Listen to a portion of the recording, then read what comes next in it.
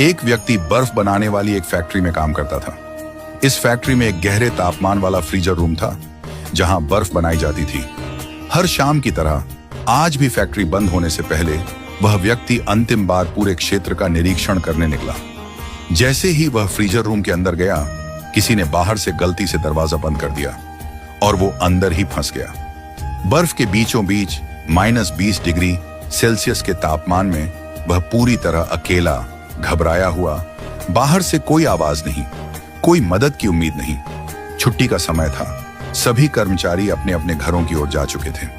धीरे धीरे जब उसे यह एहसास हुआ कि अब वह शायद कभी बाहर नहीं निकल पाएगा, उसके शरीर की गर्मी घटने लगी, हाथ कांपने लगे, होंठ नीले पड़ने लगे, उसकी सांसें भारी होने लगी और जीवन की डोर छूटती प्रतीत होने लगी। वो वहीं ठंडे फर्श पर बैठ गया और बंद आंखों से अपने प्रभु को पुकारने लगा।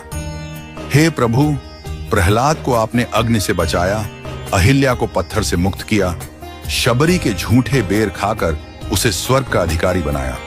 अगर मैंने जीवन में एक भी ऐसा कर्म किया है जो आपकी दृष्टि में धर्म या मानवता के योग्य हो, तो आज मुझे बचा लीजिए। मेरी पत्नी और बच्चे मेरा इंतजार कर रहे होंगे। घर में मेरे अलावा कोई कमाने वाला नहीं है। अगर मेरा शरीर यहीं जम गया तो उनका क्या होगा? इतना कहते कहते उसकी आंखों से अश्रु बहने लगे।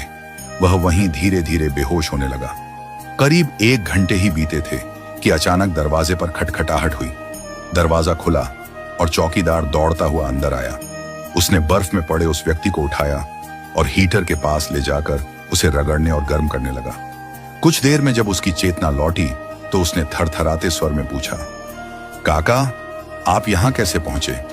किसी ने बताया आपको कि मैं अंदर फंसा हूं? वह बोला, बेटा, इस फैक्ट्री में मैं बीते 20 सालों से हूं। रोज सैकड़ों लोग आते हैं, जाते हैं, मगर कोई मुझे देखता भी नहीं, कोई कुछ नहीं कहता।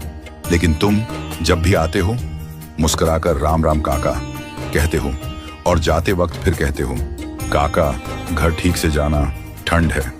तुम्हारे इस एक राम राम में ऐसा अपनापन होता है कि मेरा सारा दिन अच्छा हो जाता है। आज जब सब लोग निकल गए, मैंने सबके जाते वक्त निगाह डाली, पर आज तुम्हारी राम राम काका आवाज नहीं आई। मैंने इंतजार किया 5 मिनट, 10 मिनट, फिर दिल घबरा गया। फिर मैंने फैक्ट्री के एक एक कमरे को खोजना शुरू किया और जब फ्रीजर रूम तक पहुंचा तो देखा दरवाजा अंदर से बंद है। खटखटाया और फिर जैसे भगवान ने मुझे वहां भेजा हो, वक्त रहते दरवाजा खोल दिया। वो व्यक्ति निशब्द हो गया। उसकी आंखों से भी आंसू बहने लगे। उसे आज यह समझ में आ गया कि कभी कभी जीवन में सबसे बड़ा पुण्य